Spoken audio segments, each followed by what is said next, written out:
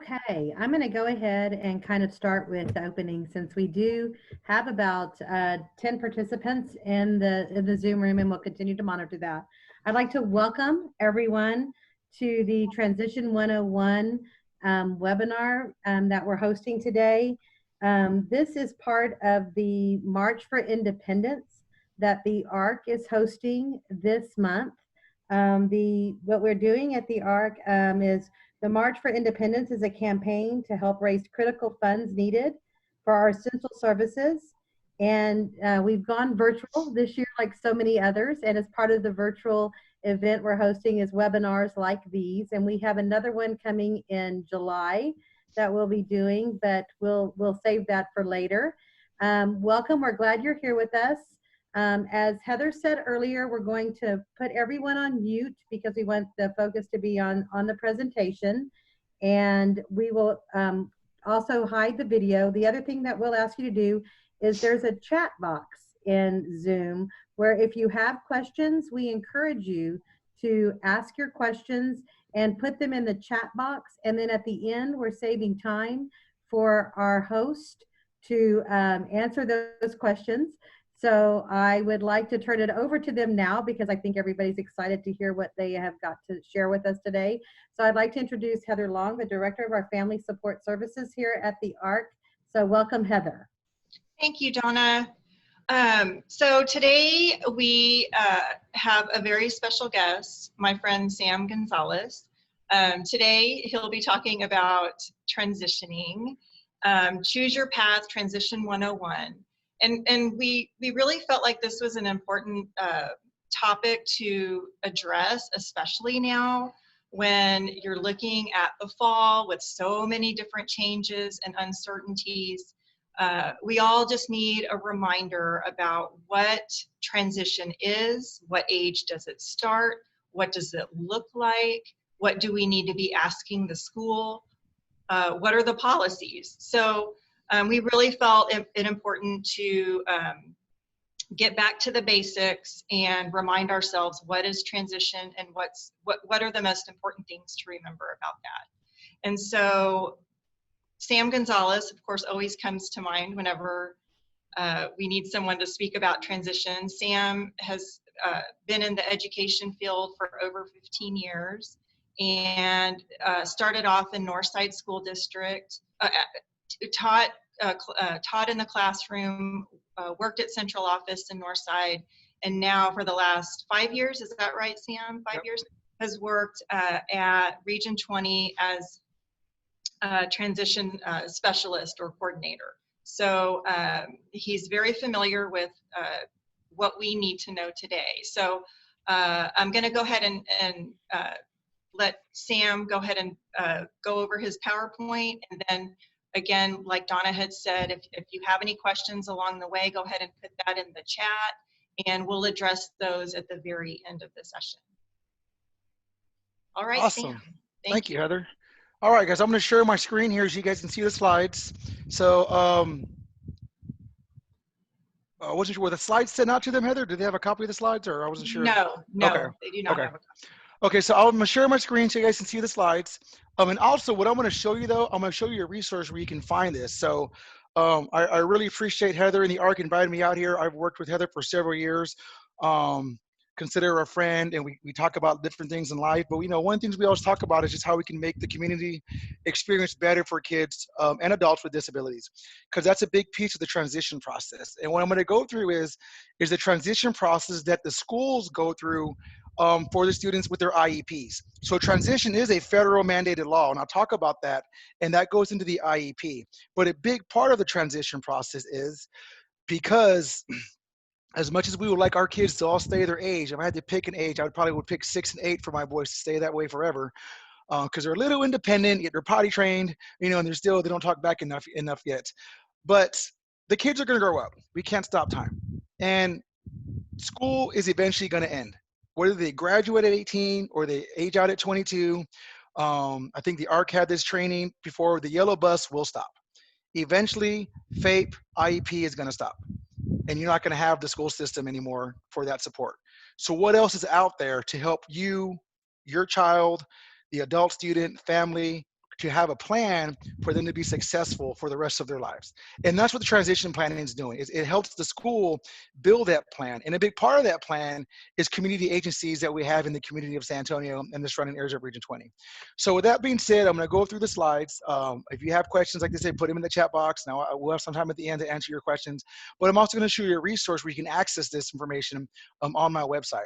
So the first question, we kind of already answered it, is what is transition? You know, and when I ask this question, it really depends who you ask. If you ask elementary school teachers, they're like, oh, he can go from my classroom to the bathroom, great. Oh, he goes from the bus to the parking lot, great. But, and that is a transition. Oh, you know, he went from 5th grade to 6th grade, middle school to junior high. But what the transition we're talking about is the transition for life after high school. What is that transition going to look like when, like I said earlier, when school stops to now they're in the real world. Now they're going to work. Now they're going to a group home. Now they're going to college. Now they got to take the bus. That's the transition plan that we're talking about. And so I love the quote from Stephen Covey that says, begin with the end in mind.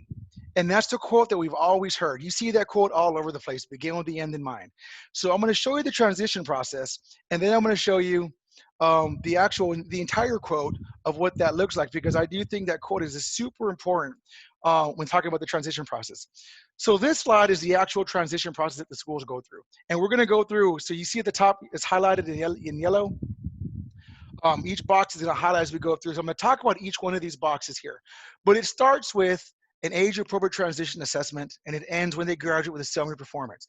So I'm going to talk about each box as we go through this. But what I want to show you, because I do know if you worked with me in the past, I'm a fast talker, and I say things pretty fast. So if I am going too fast, just raise your hand or give me some type of signal, let me know to slow down. But this resource here, I'm going to click on this link here, and I'll put this link in the chat box. But this is the direct link to my Region 20 website.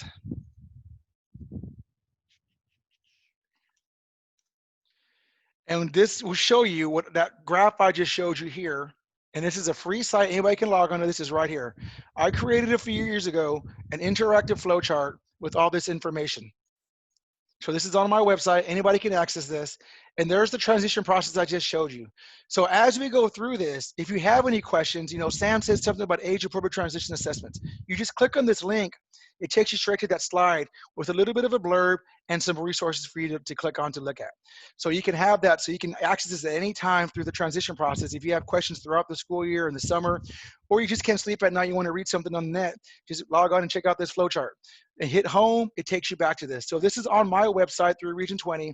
I also have for parents on here, I changed it to families because we know it's more than just parents working with a student with a disability. So I have a tab for families that will walk you through the areas of the transition process in these areas here. We're going to talk about these 3 important areas here. All right. So this is the transition process here. And so I like the entire quote of Stephen Covey, and this is the entire quote right here. To begin with the end in mind means to start with a clear understanding of your destination. It means to know where you're going so that you better understand where you are now, so that the steps you take are always in the right direction.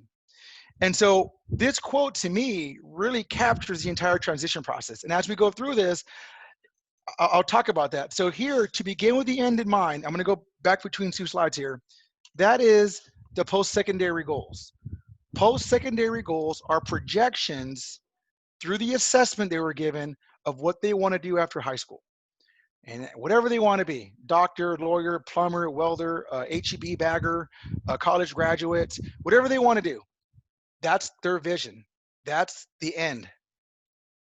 And then it says, with a clear understanding of your destination, it means to know where you're going so that you better understand where you are now. So now, where you are now is your present levels of performance, the PLAF. The schools call that the PLAF.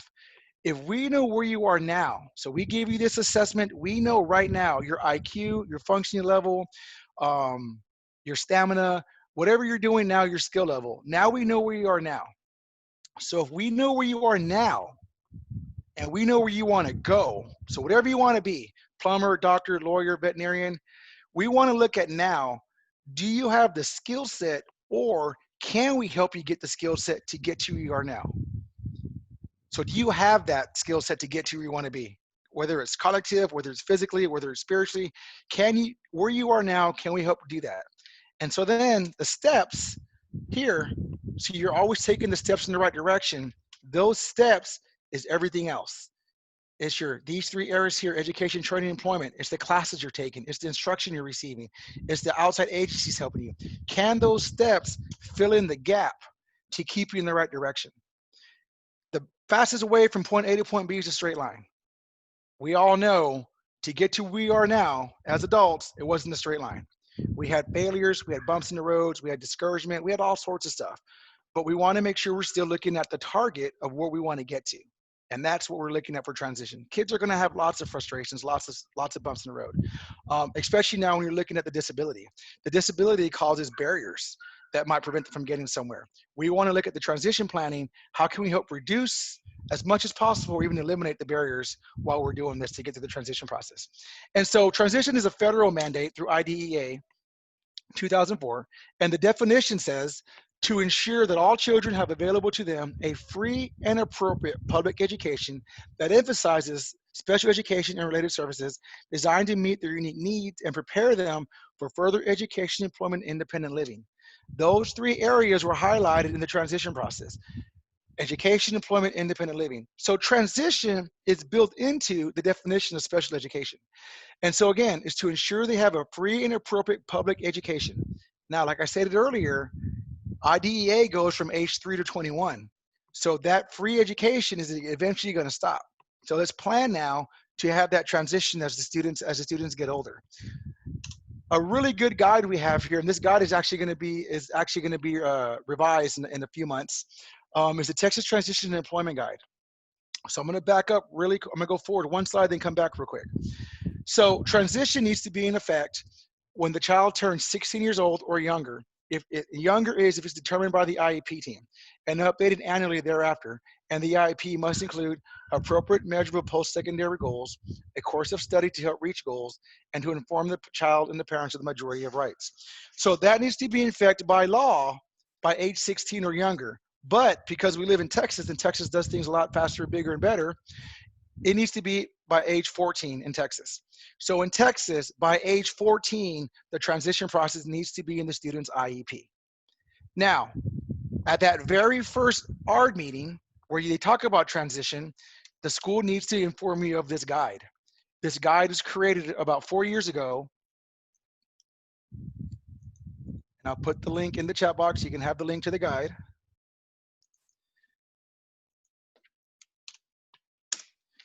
The guide,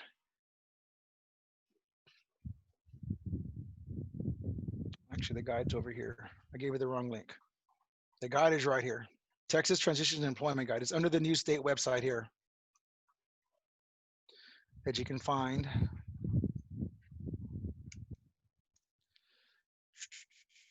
And so the guide here, it's in English and in Spanish. Basically just kind of walks through these areas here: self-advocacy, transition services, employment, social securities, and it gives introductions, timelines, and who can help. So the district needs to make you aware of this guide by age 14. They don't have to give you a copy. I recommend they do. They don't have to give you a copy, but they want to show you where you can find this guide electronically. So what I gave you here is where the guide is electronically. Most districts will put this on their website, which I highly recommend. You can find it on their website. But there's the guide there, and that just kind of walks you through a lot of resources to help with the transition process. So that's a good resource, and I'll show you some other resources as we go through the presentation. So again, by age 14, the transition process, and when I say process, that whole slide I showed you needs to be in effect. Also by age 14, by law, the students need to be invited to the ARD meeting. So if you have and 14 years old is about 7th or 8th grade. So by law, for a compliance piece, the school districts need to invite the students to the ARD meeting. Now, I will say, as parents, you can always tell the school, well, I don't want my child to come to the ARD meeting. And that's okay, you can do that. You know your child the best. I don't recommend that. I think all the students need to come to the ARD meeting. I'll talk about that more in a minute. But if the child does not come to the ARD meeting, we need to document why they didn't come to the ARD meeting. A parent didn't want them to come, star testing, whatever it is. But by law, the students need to be invited to the ARD meeting by that age 14 ARD. So what that also means is, if you have the ARD meeting in November and the child is 13, and they turn 14 in January. So remember, the ARD goes from annual to annual. So from November to November, that ARD's in place. Well, the child turns 14 in January. At that November ARD, when they're 13, transition needs to start, because when they turn 14, that ARD's going to be in play. So you want to have that transition process in the ARD meeting by age 14. An important piece of students come to the ARD meeting is self-determination. Self-determination is a big piece of the students knowing, understanding their disability as much as they can, and making their own choices. One of the best ways to make choice-making skills is in the ARD meeting. When you're in the ARD meeting, who are we talking about? We're talking about the students.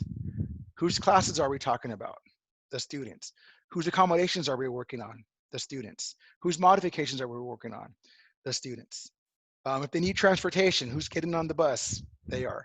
Everything we talk about in the ARD meeting is about the student. It's a plan for them to be successful. And so Dr. Waymeyer is helping with the state team right now to come up with some good information, good curricula in a sense for self-determination. But I love his definition.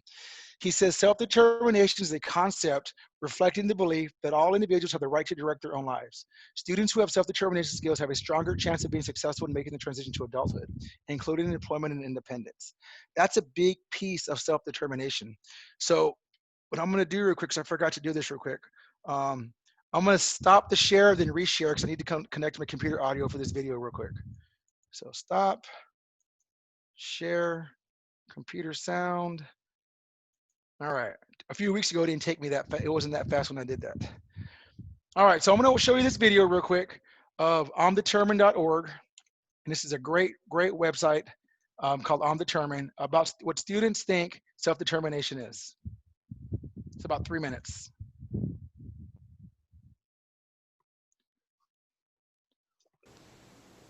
To read more in school and stay on track of class and paying attention more. Self-determination means to me that I can let my teachers know what I need and that I have autism and ADHD. And that when I'm mad, I can let them know that I need a quiet space so I can cool down and do and just have a little alone time, because it makes me feel a lot better, because I can think about what I can't do and what is not appropriate and what that is appropriate to do. Self-determination means asking for help when you need help. Self-determination means that I take care of my own hearing aids and I test them every day at Miss Temple's room in a book, and I go to the office and check them.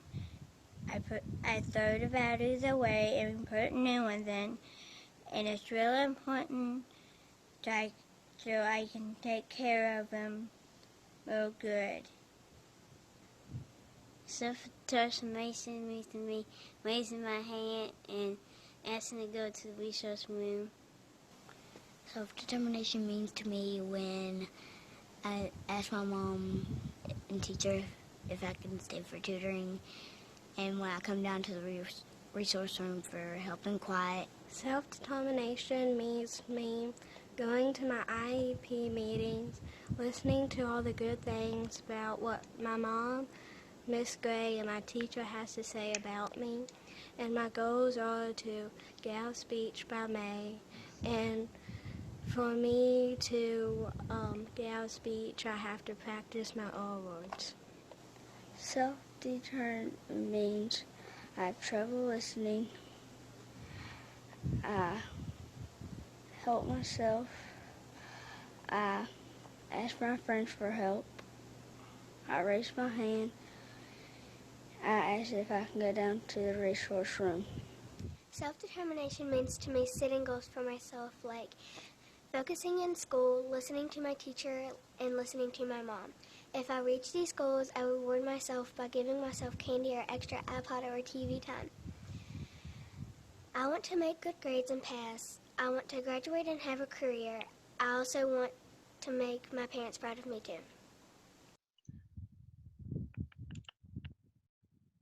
All right, so I like that video because those kids are not 14.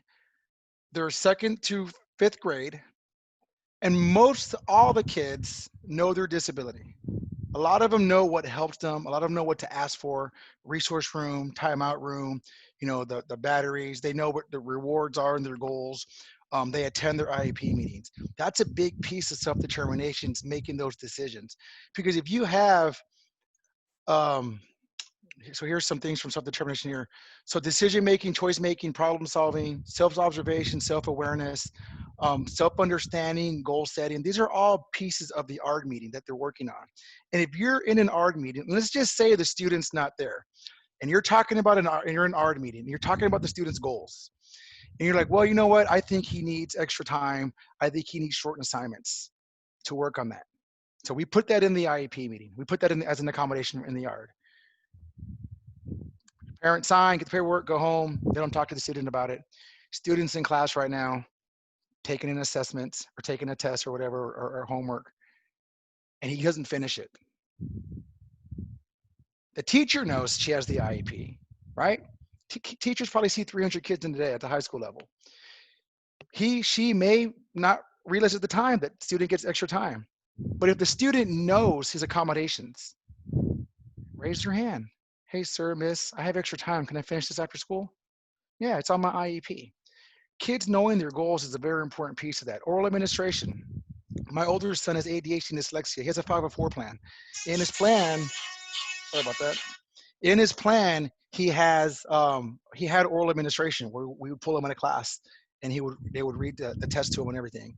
About 3 years ago, at his 504 meeting, he told us he doesn't like being pulled out of the class anymore because he doesn't like that. He goes, I read better. Can I just raise my hand when I need help with words? Like, yeah, absolutely. So by kids knowing those accommodations, it helps them. And this goes into also to work as they get older. Every employer needs to give reasonable accommodations at work. But if you don't ask for them, they're not going to give them to you. And so understanding how to make those decisions and what the kids know and knowing the disability is part of that. And depending on the student's level, and you parents know their kids the best, let them know a little bit at a time. They don't have to know the full thing. One of the most powerful things I worked on with my son, he went to a conference with me last summer, 2 summers ago, on self-determination. And I had him speak to the group about what ADHD and dyslexia means to him. How does he define it? How does it affect him in school, and what the school can do to help him? That was pretty powerful to be able to express that. So kids can understand sometimes more than we give them credit for sometimes. I would rather have a student in an ARD meeting tell me what helps them than me trying to guess. So encourage as much as you can, come into the ARD meeting, get them involved as much as possible. They can do the first 5, last 5, talk about their goals. Because if a student has a goal to improve their behavior, but they have no idea they have that goal, how can they improve on that goal if they don't know what the goal is? How do they know they got to reduce their verbal aggression? How do they know they got to improve their organization? How do they know they got to improve their multiple or times tabled or find the main idea out if they don't know what their goal is? The teachers know. And as teachers and as parents, sometimes we work harder on those goals than the kids do. Let's get the kids to know those goals, get the kids involved in that. And so that's an important piece I want to touch on, because now we're going to get into the transition process, which starts with the age appropriate transition assessment. So at age 14, when this starts, the students are given an assessment. There's tons of assessments out there, so there's not one right or wrong one. They're just an assessment. Check with your school of what assessments they provide. Through the assessments, we want to find their interests, their preference, their needs, and their strengths. So what are they good at? What are they not good at? What do they like? It starts again at age 14, and it starts with the assessment. It's an ongoing process of collecting information on the student's strengths, needs, preferences, and interests as they relate to the demands of current and future living arrangements and working environment. So what are they good at? What are they not good at? Again, if they might be good at working with their hands, does that tie into the goal they want to do? So through that assessment, we find those areas here, and that helps us build the PLAF. We want to get the information and find out where they're at. You know, what kind of accommodations do they need? Their classes they're going to take. What kind of support do they need through that assessment? We look at their basic, their characteristics of the three, or the four areas here, and then we tie that into these post-secondary goals. We're going to talk about that here in a minute. Education, training, employment, independent living, and the skills, independent living skills where appropriate. So that strength and needs here that we get from the assessment builds into their PLAF of what's going to look like here. The PLAF is where they're presently at, of what they're looking at. And so students must be sufficiently informed of their own strengths, interests, and preferences and how these relate to adult life. This will equip them to direct their own education, transition, and rehab planning process. Students need to know what they're good at. That helps. We want to put them into something they're good at and their strengths to be successful. But also, I'm a firm believer that students need to also know what they're not good at. If you know what you're not good at, now you know where the growth needs to come. You know, we're all not good at something. I always relate this to my son. My younger son plays competitive basketball and sports. You know, I always tell him, well, you're not good using your left hand. Okay, now we know that. Now let's work on it. You know, you weren't good at dribbling the ball through your legs. So we worked on it. Now it's become better. You know, you are good at shooting. Well, we'll keep working on that to keep that skill, but we want to work on some other skills. It's the same thing with education. You find out, you know, if you're a struggling reader, we'll work on that. You know, one of the things my son said, he wants to get rid of dyslexia. And I tell him, you're never going to get rid of it, but you can make it better.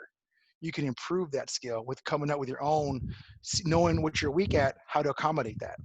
And so that all that goes into the PLAF so we can see what they're doing and where they're at to build that. So it's in the PLAF now, transition to PLAF. So it goes into what they're doing now of where they're at so we can see where they're at now and see what we got to work on. And so we also want to look at here though, how does the disability affect the student's ability to reach their post-secondary goals? How does the disability affect the student after graduation? Because when my son graduates, he's still going to have dyslexia and have ADHD. But what does that, how will that affect him as he gets older? You know, how does it affect the disability to reach those goals? Is it self-advocacy? Is it struggling reading? Is it asking for help? So we want to see what those strengths and needs are to help build that plan in the IEP for the transitioning, and that comes from the PLAF. And the PLAF will address all the academic areas, and we can tie those into transition also. Some questions to ask. How will the student's strengths and weaknesses affect the student's success to reach the post-secondary goal? Oh, look, I repeated that slide. How about that? Guess that's an important part. All right, so now we got the first line down. We got the assessment.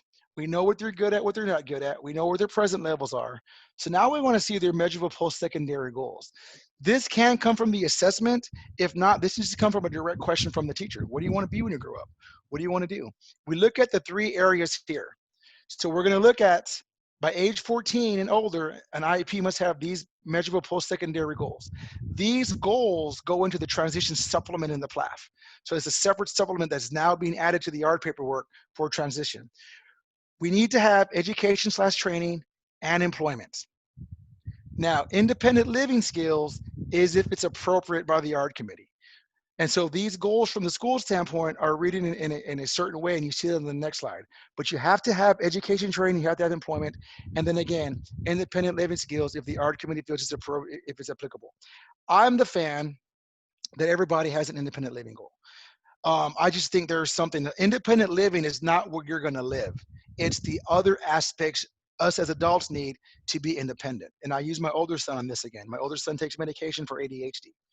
If he needs that medication to be successful after school, then we want to make sure he knows how to do that. And he's an adult now, say he's going to be 18, 19. Can he make his doctor's appointment to go get that refill? Can he take the refill to Walgreens? Can he show his Texas ID or driver's license because it's a narcotic? Does he know how to take it correctly without me monitoring it? That's part of his independent living. So it's not where he's going to live, but it's going to help him function. Transportation is a part of independent living. Hygiene.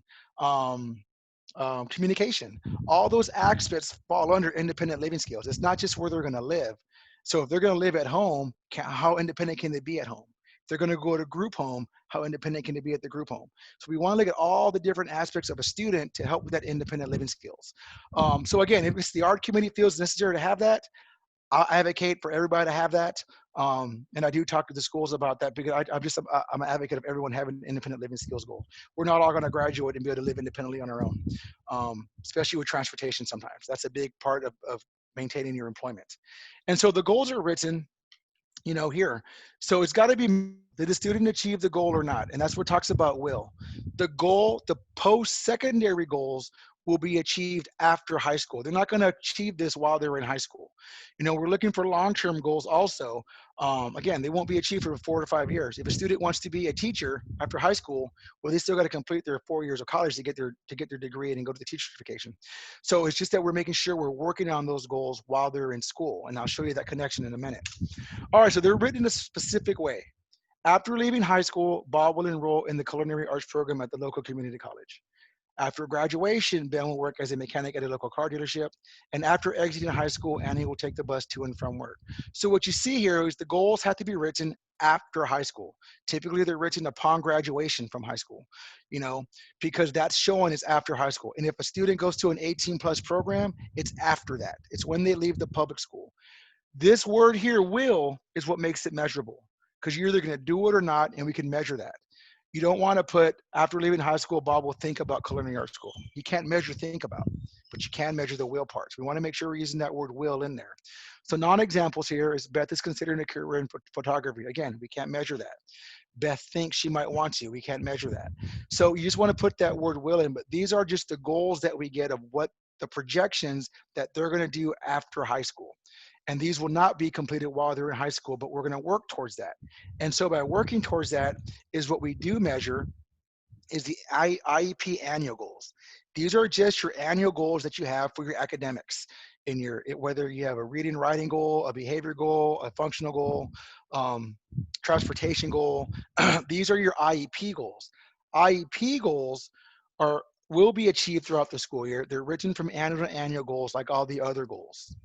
And so what the rule is, let me go back one slide, is the IEP goals have to show facilitation of movement to the post-secondary goals. Are these IEP goals that we're measuring annually, that you get in the IEP report card on, are they supporting the measurable post-secondary goals? So that employment goal, that education goal, the independent living goal, are they supporting that in the IEP? So things to consider for IEP goals. What are the students' measurable post-secondary goals? What are the students' academic challenges?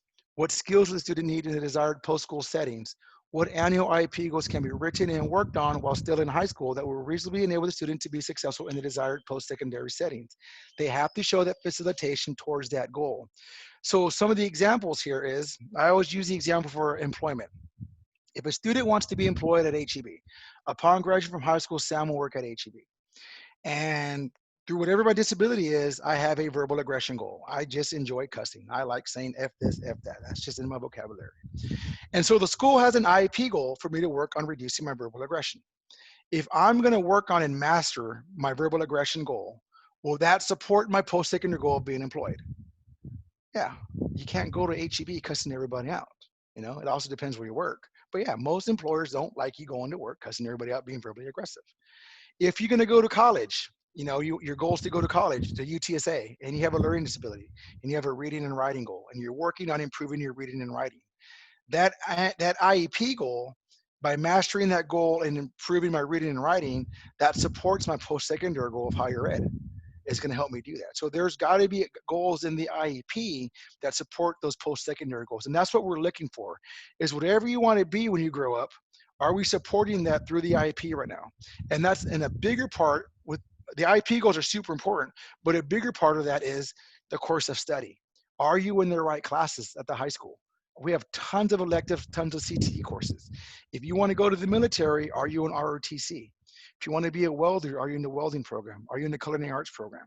If you want to go to higher ed, what kind of support are you receiving academically? What do your accommodations look like? Are you taking courses that can get you in college for maybe like dual credit, anything like that? So we really want to look at the course of study that you're in and building that plan within the IEP to support you. So again, high schools have a ton of good elective and CTE courses to help with that.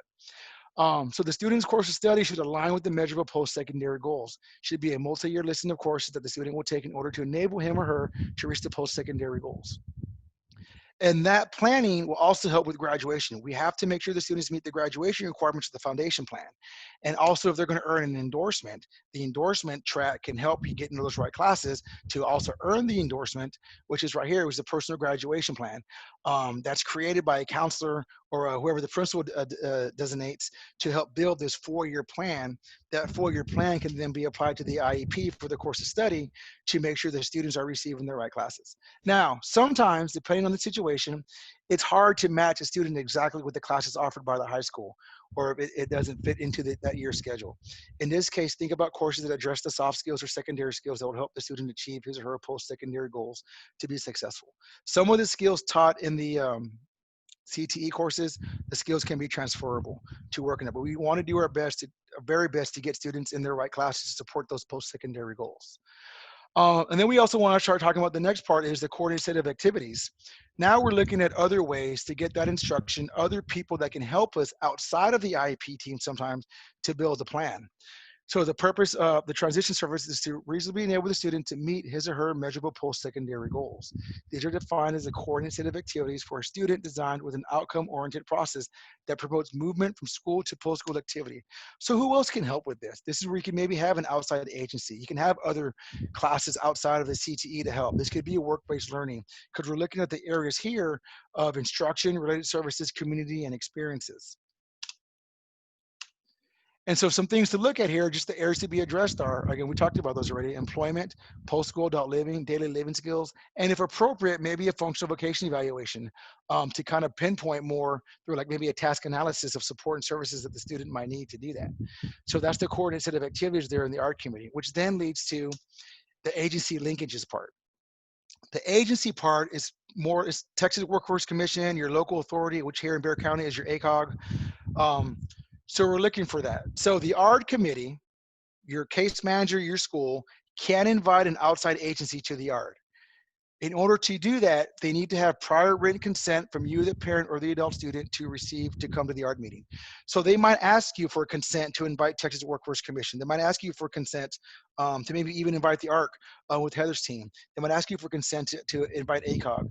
That's just building the plan to see who else can support the student when they leave high school. These agencies that come in can help support the school while the child is in school, but also can start building that plan for when they leave. So when they exit out of the school system, when they graduate, now you have a support system there to help you with the job coach, with anything else, vocational coach. The Medicaid waiver programs can help with that also, with medical assistance and other providers. So the Medicaid waiver are just programs that provide services for people who would otherwise be in an institution, nursing home, or hospital to receive long-term care in the community. The long-term care is financial support. It's a ton of support that you can receive. The ARC of San Antonio and Heather's team, they do a great, great job of helping families with these Medicaid waiver programs and walking you through the process. Because in Texas, the wait time is 12 to 15 years long for services. And so you want to get into these services as quickly as possible on that wait list. You just want to be on the wait list, and then they'll take you through the process of the intake. But Heather is I consider one of the experts in this area to help her team to help you navigate this process with the Medicaid waivers. But this is an important piece because if you start this, I know we're talking about 14 age and up, but this is something that we hopefully can start getting started in elementary school, so that wait time on the list is while they're in school. So when they graduate, they have services when they leave. Because we want to make sure, again, we have that smooth transition from school to post-school activities to do that. And so, we really want to work with the interagency collaboration prior to the student leaving high school. So you can invite other people to the ARD meeting, outside agencies. Parents, you can bring whoever you want to the ARD. I would just recommend, as a courtesy, let the school know, hey, I'm bringing Texas Workforce Commission, hey, I'm bringing the ARC, so they can be prepared for that. But we definitely, because we will disclose information to help that, and that's an important piece of doing that aspect of getting the support in there. So some of the supports we have here in the San Antonio area are these right here. Is the ARC of San Antonio is right there, the Unicorn Center, Mission Road, Providence Place, ACOG, and a lot of these, here's Texas Workforce Commission. A lot of these, I'm trying to think if I can think of one. I think the Unicorn Center is one. But a lot of these Medicaid waiver forms, they can provide funding to pay for the Unicorn Center. They can provide funding to pay for respite care, provide funding to pay for a group home, a job coach. So a lot of these fundings can come from those waiver lists, but you have to be on the waiver list to receive that support. And that's what you want to make sure is that you're on that list to get that support somewhere down the line. I think there's about 7 waiver lists in our area. You can be on the wait list for all 7. You can only accept services from one, but if you accept services from one, that doesn't take you off the wait list for the other ones. You can still wait and say, hey, something might come up, maybe I'll get more financial support or whatever else it is. But ACOG has counselors also, but I highly recommend talking to Heather's team about these lists, and they can definitely help you walk you through this program. So that, in a quick nutshell, because I want to leave time for questions, is the transition process. Still got a couple more slides to go, but I just want to show so we've covered all the entire process there. So a question that I always get asked is, well, who is the transition team? So by age 14, oh, I'm sorry, I forgot one slide. The last part is a summary of performance. For some reason, I was looking at my other screen where it was all yellow.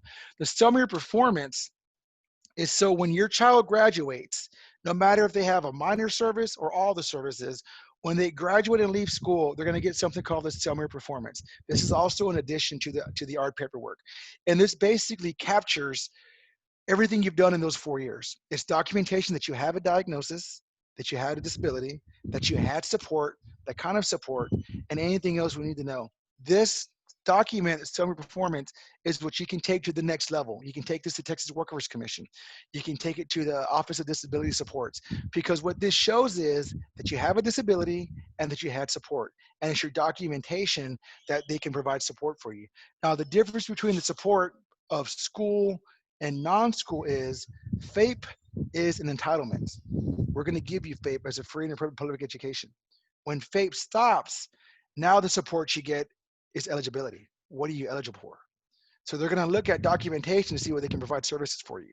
So at the higher end at UTSA, they'll provide accommodations, but it might not be all the accommodations you got in high school. At work, they need to provide reasonable accommodations, but it might not be the support you're getting from your job coach while you're in school. So, but that support really needs to come from the student or the adult student now and advocate for that.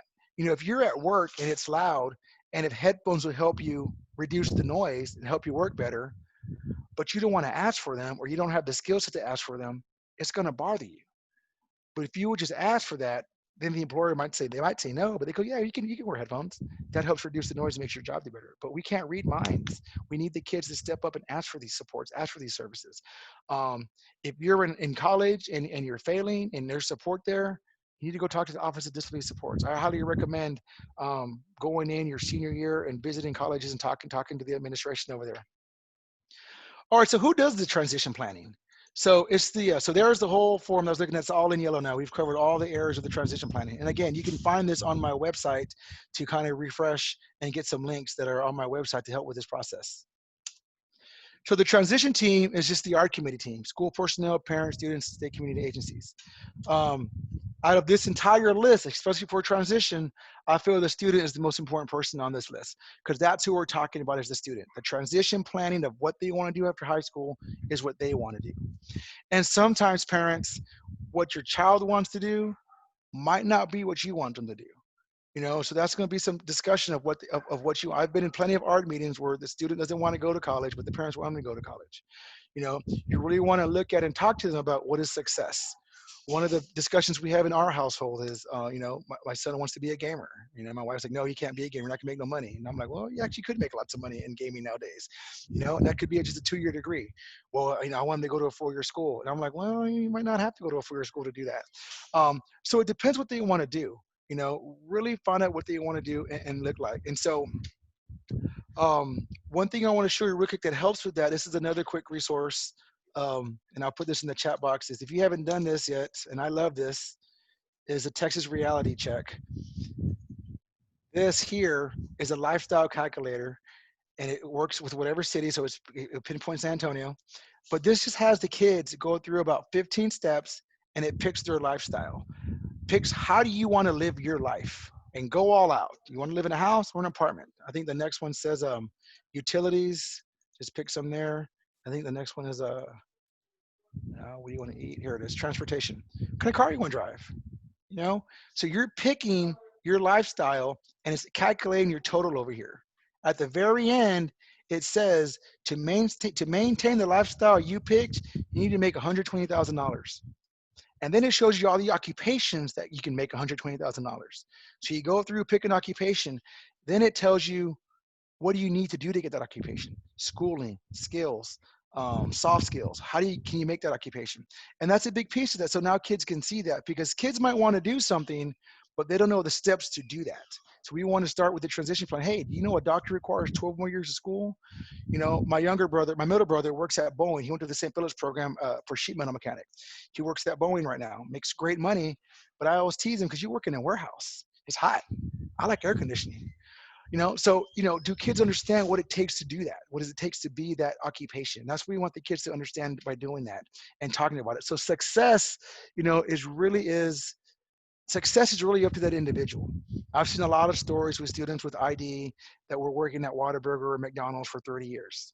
That's success. For their level, that's success. That's a career. So really look at that, you know, of what your student wants to do, what your child wants to do. And they're like, I do with my son, just talk about it. You know, what's it going to be like? Can you do that?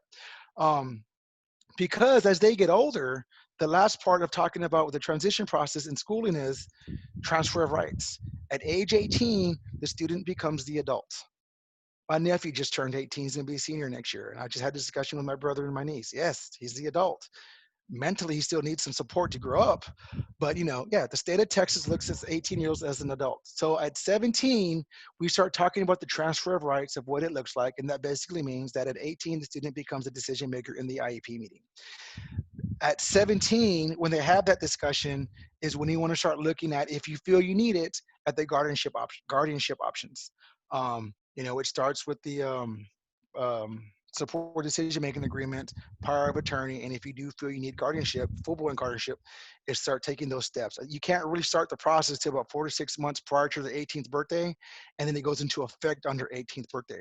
So if you feel you need that, that's when you want to start having that, because at 18, they are the adult maker, the decision maker, in the yard meeting and some other things on there. In my career so far, I've had to tell 3 parents, and they were all moms, that their child didn't want him in the yard meeting. And as an adult, they have that right to do that. And those were hard discussions to tell that parent that, hey, your son does not want you in the yard meeting. And by law, we have to abide by that because he's the adult decision maker. Then I told the kid, hey, don't get kicked out your house. Go talk to your mom to make sure, you know, they know what's going on. But they are. And that's something we want to prepare you for. At age 17, we talk about it. And at age 18, it goes into effect. And so you're going to talk about it twice through the yard committee. And so we want to make sure you understand that part and not be surprised by that aspect. And also that you have enough time to start the process if you need guardianship, if you need any other supports when they become an adult to do that. So always check with your district campus special education coordinator first. Talk with your student's case manager first. Talk about the transition process. The transition process looks different at every campus of how they do that. It should, by compliance and by law, be part of the ARD meeting starting from age 14 and thereon after till they finish school. And then if all else, you know, you can contact me if you have any questions regarding me, but I always recommend you talk to the campus first to see how they do it. And then you can always use me as a resource. And my contact information is right here. You can always contact, again, Heather Long and the ARC is a great resources also to do that. But just know that there's support out there to help you with the transition process to do that. So you have the resources there. And then I'll take questions, but I just want to make sure you have, this is my website. And then I gave you the website to the state website for Texas transition. So we do have a tab here for families also. And what I talked about here, there's those 3 areas here, those self-determination and just some resources and links to help you with that. And then some stuff on graduation. All right, Heather. That was pretty Okay. All right, thank you so much, Sam. And Donna, just looking at the chat, it looks like maybe no questions at this point, but I actually have a question. How do you see the Texas workforce working alongside the schools when a student is still in school? How do you see that? How does that work together? Can you kind of share a little bit about that? So that's a great question. So one of the biggest things that Texas Workforce Commission always talks about is they cannot duplicate services. And so what they don't want to do is provide the same service the school is providing because the school provides it through FAPE. So what we do, and I work with Myra Gutierrez really well, she's the regional manager for Texas Workers Commission, is if they're involved in the ARD meeting, and let's just say the student has a job coach for the school. And so like, well, the student is a job coach, but what else can Texas Workers Commission do to enhance that experience with the job coach? Can they maybe help with the employer, maybe help with hygiene, help with other areas to do that? So they really want to look at, and that's one thing we're working on is the schools and Texas Workers Commission really communicating with what services their students are getting and then expanding on those services, because they work off the pre-employment services, which are the 5 employment services that came out about a couple years ago. Within those 5, like for example, there's job counselings on there. If we're providing job counseling through the case manager, well, maybe they can enhance that experience with job counseling with what they have. And so they work hand in hand, but the biggest part to work hand in hand is the schools have to communicate with Texas Workforce Commission so they know what the school is providing. And then once they see what the school is providing, they can kind of work around to say, well, we're not providing the same services, we're providing this. So that's a big piece of that. Is a lot of the times, and Myra and I have talked about this, the schools and Texas Workers don't communicate to each other. So they don't know what the school is already doing, because Texas Workers Commission creates an ITP, an individual transition plan. And that plan should accommodate and work with the IEP. So now they know they're working on the transition process, but they're not doing the exact same things. And then the transition plan helps serve them when they leave school and continues with the ITP. Awesome. Okay, Donna. We actually do have a question, Awesome. and there may be a little bit of a follow-up. If my child has very limited verbal skills and has difficulty answering, understanding questions like, what do you want to be when you're out of school? What does it intend to look like when you graduate? In terms of goals to work on when we aren't quite sure yet, because they have limited verbal skills, or if they might not be able to acquire employment. So how do we help someone like that? Okay, good question. And so for students that have those limited verbal skills, are nonverbal, maybe have a lower cognitive ability, then we do rely on the parents for that aspect of it. We want the parents' input, or maybe even the caregiver of what it looks like. A lot of the times, sometimes that's where the support from the Medicaid waiver programs come in. Can the student use the support to do that? Can they have maybe a caretaker of what the caretaker can look like? Can they? I have a student who actually was able to was able to hire and fire their attendants. And so if the student's unable to work on that or process that, we want to check with the parent, because the parents can tell us what is the long-term lifespan goal going to look like for their student. Maybe that's helping the parents come up with a plan, because most students are going to outlive the parents, and that's a hard discussion to talk about sometimes. But God forbid something happens to the parents tomorrow in a car accident, what's the plan going to look like for the student? So we want the parents' input also of what they see the student's quality of life looking at. So that's we're looking at quality of life of what they're going to do. If they are bedridden, if they can't communicate, well, how else can we help them to do that? Sometimes, employment, what Texas Workforce Commission looks like is, can they be competitively integrated employed? Some students can't. You can't be employed that way all the time. But what can they do? How much independence can they do at the home if they're going to be at the home? So it's not always looking about what they're going to do in the workforce. Maybe they can do it in the home, or maybe they can work at it in the group home. But that's where we definitely want to have the parents' input of what they feel the quality of life for their child is going to be like. And we definitely want you to have that input. And that also becomes an important piece of when they become an adult, if you do need to get the guardianship aspect to help make those decisions for them continued as an adult to do that. And a follow-up question is, how does a parent obtain guardianship at 18 if that is needed? And that might be a longer question. I know, Heather, that's a topic we're looking at for future webinars, but if there's something we can help with here, that would be helpful. Well, for the guardianship process, to get actual guardianship, that goes through the law. You have to have an attorney to do that. That goes through the legal system. It's expensive. There are some places, I think, like Catholic Charities and Disability Rights, that can maybe help with the financial costs. But to actually get guardianship, that actually goes through the legal court system, and it takes about a few months to get the process done, because they need to prove that the child is incapable of making decisions for themselves, that they're truly incapacitated. And so there's I think it's called an ad litem attorney that's assigned to the student, and one that's assigned to the parents, and they just got to prove that the student can't make decisions, is incapable of making decisions to do that. And so then you would have to go through the legal system to get actual guardianship to do that. That's why you want to start that process 4 to 6 months prior to their 18th birthday. Don't wait till their 18th birthday, because now you're going to have a long gray area of, well, he can't make decisions. We're not his legal guardians. Who's making decisions for them? And it becomes a big gray area. So you want to start that process early, communicate with the schools that, hey, we're starting the guardianship process. This is what we're trying to do, and go from there. So you definitely want to just either talk to it if you have your own personal attorney about that process, or Packard Law Firm helps with that. They've been to a couple sessions with them, and they presented some other sessions I've been to. And then, but I know Catholic Charities and Disability Rights Texas helps with some of the cost also on that. That's right. That's right. And you, if anyone has any questions about that or needs resources, they can definitely reach out to the ARC. And also Texas Rio Grande Legal Aid provides some of that as well. Yeah, it really depends on the county. It depends on the county.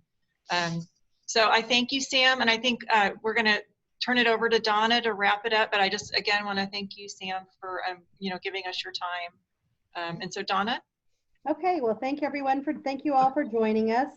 We will definitely make a recording of the presentation available on Facebook, and after the event, we'll send an email with the link to the YouTube channel where this webinar and our previous webinar can be viewed.